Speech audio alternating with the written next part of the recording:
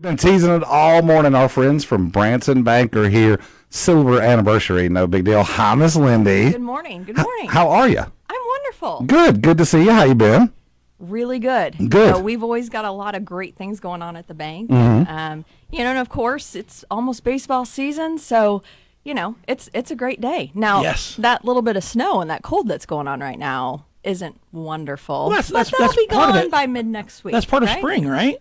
Is getting that in and doing that. I remember opening days baseball going when it was below freezing. Oh yes. Yeah. Get the sleeves out. They're going to be cold tomorrow. That's exactly. And there's something about those long sleeve baseball tees. They look really sharp. Oh, I really do like those. They So we talk a lot about Branson Bank, how much these guys and gals do for the community. We talk about them at least twice a day, every day, because of our Veteran of the Quarter program. We are 1 week away from the first Veteran of the Quarter for 2025. Are you excited, Miss Lindy? I'm very excited. I can't wait. So I'll just tease it a little bit. We've got somebody who's representing the Air Force coming on next week. Ooh, so I'm not going okay. to tell you who it is. All right. But it is a 20-year veteran. And that's unusual, isn't it? We Air haven't Force had very vets, many. yeah. That's yes. okay. So excited to share his story next week. Can't wait. Go to bransonbank.com or take yourself by any Branson Bank branch location. So I'll kind of say, excuse me, sir or ma'am, whatever the individual case may be. I would love to chat with y'all about my veteran, maybe get them nominated for that Veteran of the Quarter. They will sit you down, thrust a chocolate chip cookie in your hand,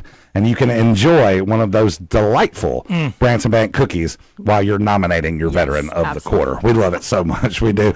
Miss Linda, you have an extra special guest here this morning, do you not? I do. It's been a little while since he has joined us, but we have Mr. Bill Jones, our CEO of Branson Bank and co-founder of the bank with us this morning. Which is, it's kind of wacky because I never knew that. Like, we always knew that Bill was the man in charge. He was like the mainmost man, right? Bill, I had no idea that you've been with the bank 27 years and the bank's only been open 25 years. How did that happen? Yes, how did that happen? Well, I'm honored to be here this morning, and love this place, love this community. So many memories right here in the studio, even over those 25 years. But it's interesting. It's a long story. I won't go into all the details, but yeah, it's like any other business. It has to start with an idea, with a dream, a business plan, and all of the due diligence and work that goes into getting a business started. I mean, that's before the open date, right? Right. Yeah. And I get that question sometimes. How in the world does a bank even get started? It's just like, well, sit down and I'll tell you if you really want to know. But gosh, we're so blessed. So many great memories, and 25 years has sort of slipped by. I mean, there's been so much that's happened. I was thinking on the way into the station this morning, just the things that stick out in my mind the most. I mean, there's all the great times, and those are wonderful, but it was really the times when it was difficult and the chips were down and our community was struggling. Those stand out in my mind, where we really were able to step forward and help and serve in a meaningful way. But I love this community. I can't believe it's been 25 years. Yes, we started up on 248, something just slightly larger than a construction trailer was how it started there. And we began construction on that building, again, about 26 years ago. And that was our first location. I think there were 4 of us that opened the doors. We wore, like you guys, you wear lots of hats. Yeah. And you hustle and you get the job done. I'll never forget even the opening day, all the running and the phones didn't work and the problems, the unexpected things that come up. So lots of things there to talk about. But yeah, it starts as a small business. You get the doors open, you work hard, you take care of your customers, you certainly take care of your employees, and you have a purpose and a vision, about how to serve and help the community, and that's what we've been doing for 25 years. Bill Jones, mainmost man over at Branson Bank, as the bank is preparing to celebrate 25 years. Yeah. If my math serves, which is not always on point. It's true. 2000 or 2001? 2000? No, this is 25. So, okay, all right. Yeah. So, sometimes it's kind of crazy. Like, it's the 25th anniversary, but, like, you could go 26. It's like the shows. Yeah. Like, we started in this year. And it's technically been this anniversary, but we actually do shows like the first season counts. Like usually your first birthday is not till that first year is out, right? But they actually started. So you guys have been rolling since 2000. What are some of the biggest differences between back then and today? 25 years ago I feel dirty when I say that 25 years is the year 2000, right? Because it seems to be like it should be like 1975, right? But alas, here we are. The way I felt 25 years ago compared to the way I feel now, I can relate to your comment. Amen, sir. Amen. Some mornings in particular. You know what has changed? I mean, our business has changed. Our community has changed with regard to growth, and the way business happens has changed to some degree.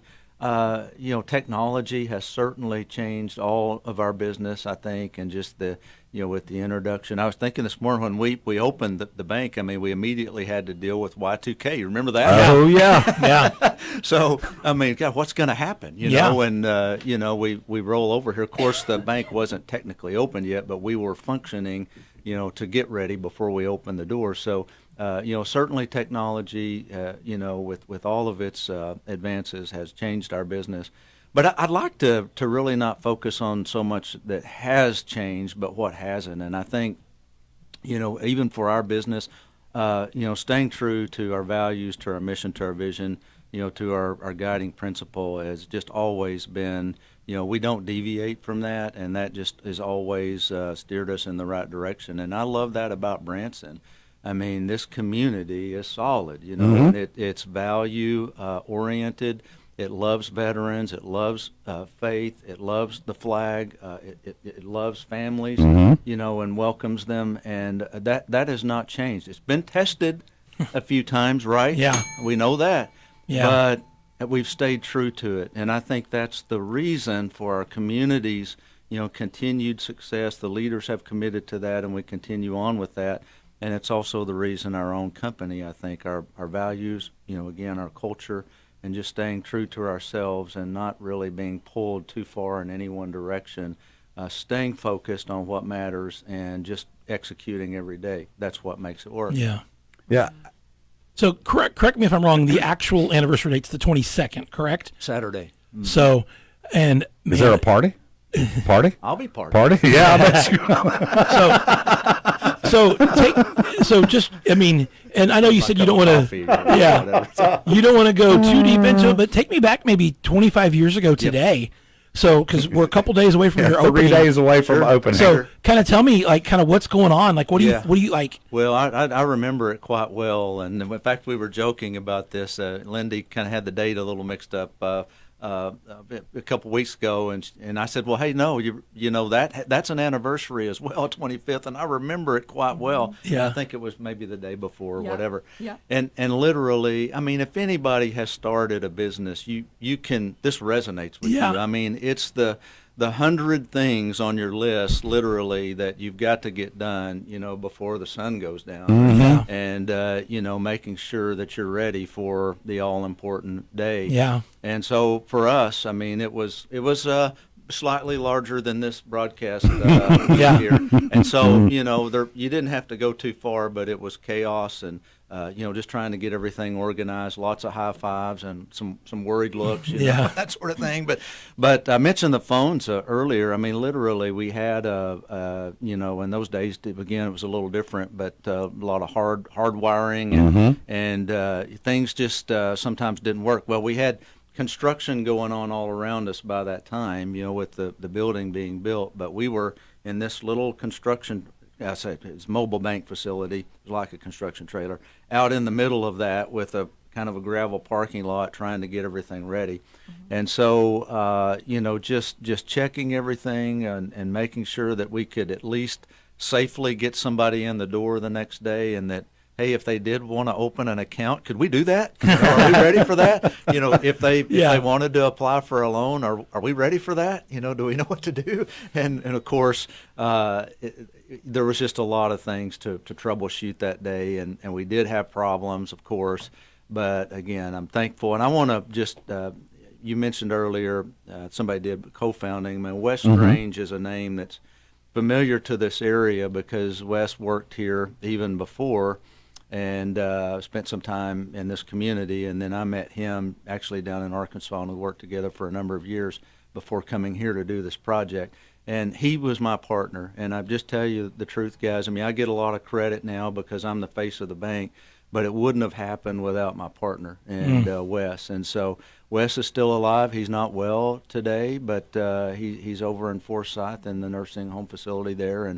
And he and I, he was quite a bit older than me, but we had a very similar vision, about how community banking should be. And it was changing. I mean, and it still is moving further and further away from the customer, and we just want to keep the control locally, keep the money in the community, take care of our people the way that we felt like we should be able to. And Wes and I, worked a lot on that. And I talk about the chaos and all the shenanigans, but the truth is, I mean, we were steadfast on that vision. And because we had experienced the opposite of that, a corporate takeover, losing control, not being able, for goodness sakes, Scott McCauley was talking about the homemade suckers earlier. We used to give away suckers at the drive-through, and corporate says, well, that's a waste of money. You can't do that anymore. You got to be kidding me. Come on, really? Yeah. Things like that, little things that meant a lot, but were being just evaporating. And so we knew at some point we would like to do something different and go back to true community banking. And so literally, and I love to tell this story, I won't give you the long version, but Wes came into my office and said, what would you be interested in, doing a project on our own? And I was a young green guy, and now I say I was just too naive to understand the risk. Didn't know what you was getting into. I'm like, you know what, I'm in. And I turned around in my credenza and pulled a yellow legal pad forward, and I wrote the question, what if, question mark, and we began to fill that out. What if we could take care of our employees the way that we want to? What would that look like? What if? And 4 or 5 pages later, we had the blueprint, the early blueprint for the bank. And that is what you see today. That's awesome. With Branson Bank. That's how it all started. Bill Jones and Miss Lindy Carnilson here from Branson Bank. This is The Upside with Josh and Kev, 752. Bill, you talked about the chaos. You talked about the very small crew. If any of y'all have ever opened a business or been a part of a business that was opening, you experience camaraderie. You become battle tested, for lack of a better word, right? Yes. The whole crux behind you guys starting this bank was that community banking, right? Yes. Was the community focus part of the very beginning as far as your employees go? And how have you guys sort of kept that community focus going? Because as you open more branches, as you get more employees, you have to hire outside of your initial circle, right? So you're really trusting the employees to come in and sell out. And when I say sell out, I mean get behind the rah-rah stuff. Because some people, they roll their eyes immediately. Oh, boy, everybody says that. No. You guys live it. You walk the walk and you talk the talk. I've seen it. How difficult has it been? Or how did you guys go about keeping that frame of mind? Great question. And I think it's a key point or a key indicator for the success of a business is really being able to maintain the right types of, we call them associates, but employees, bringing those, onboarding them into the organization and making sure they represent you well and they're effective at what they do. That's been a learning process for us, but I'll tell you, the last probably 15 years, it's gotten easier and easier for us. And, it's simply, we are committed to our values and committed to certain types of standards in our company. And so we screen for that in our applicants. And so we make sure that, they have similar ideas and values. If you can get that value alignment, and, a lot of the work can be taught. It's the values. It's the principles in life that really person. It's the person. Yes. And so we've learned to not, certainly we focus on, tell us about your experience and preferences and all that. But what we're really looking at closely is the values of that person. And do they align with our corporate values, our company values? I use the word corporate, but our company values. And would they be happy in this culture? So then you've got a good person job fit. They align with the culture. They align with the values. They're going to be happy, to be there. And so when a company can really commit to that and get the the architecture and the infrastructure in place to support that, from all the way from your recruiting tactics to your onboarding process to your coaching, your mentoring, your surveys and feedback, right on down the line. You're going to have good congruence, good alignment, with those employees. And they're going to be happy employees. And guys, that's the key. Yeah. I mean, your associates have to be happy, and it's work at the end of the day. We spend a lot of time at work. I want our associates to feel good about what work environment they're coming into and what they're doing. They're making a difference. And so we help them understand how, because a teller sometimes doesn't understand what do I really matter. And so we help them, we show them, hey, here's why you matter. That's right. You're the Yeah. face of our company. You're the first impression every day for a lot of our customers. That's so important. Yeah. 100%. And so again, just helping them understand what it's all about, how they make a difference. There's value alignment on. That's a long answer to your question, but it's so It's a great important. And I answer. see a lot of companies miss this, where they're just trying to fill a spot. That's They'll right. Get a body in the chair. That's right. And that's a short-term fix, but oftentimes ends up being a long-term problem, Yeah. because they learn that, hey, this person is different than we thought. We probably should have done some more checking, and they're just not really happy here. We're not happy, and now we can't get rid of them. That's right. So it's really important to do a good job up front. You guys do a great job. I mean, you don't get to be such a big part of the community and be around for this many years without doing such a great job. Bill Jones, Yeah. Miss Lindy Carr-Nielsen here. What are you guys doing, Miss Lindy, to celebrate 25 years? Yes. Well, actually, this Friday we're kicking off with our shareholders. We're going to have them in town, and we'll be sharing all of our updates and whatnot with them and celebrating that 25-year milestone. Nice. But special invitation for those of you listening on Wednesday, March 26th, at our locations, Highway 248, Gretna, in Forsyth and Branson West. We're going to have a sweet treat. We've got some Cold Stone coming in. We've got our cookies. Come in and make a sundae. That starts at 2 o'clock while supplies last. But Okay. stop in, say hello, grab a sweet treat, and celebrate with us for these 25 years. That's awesome. I remember a number of years ago, a restaurant I worked at's no longer here, but we banked at Branson Bank, and we would fight over who got to take the deposit. Of course, yes. Because whoever got it got to go get the cookie. So 100%, dude. I'm still surprised sometimes when I say, well, what brought you to our bank? And I'm thinking, well, it was the rates, or it was the great, interaction Yeah. they had with the commercial loan officer. They look at me like, well, silly, it was the cookie. Yeah. Oh, okay, that's right. We love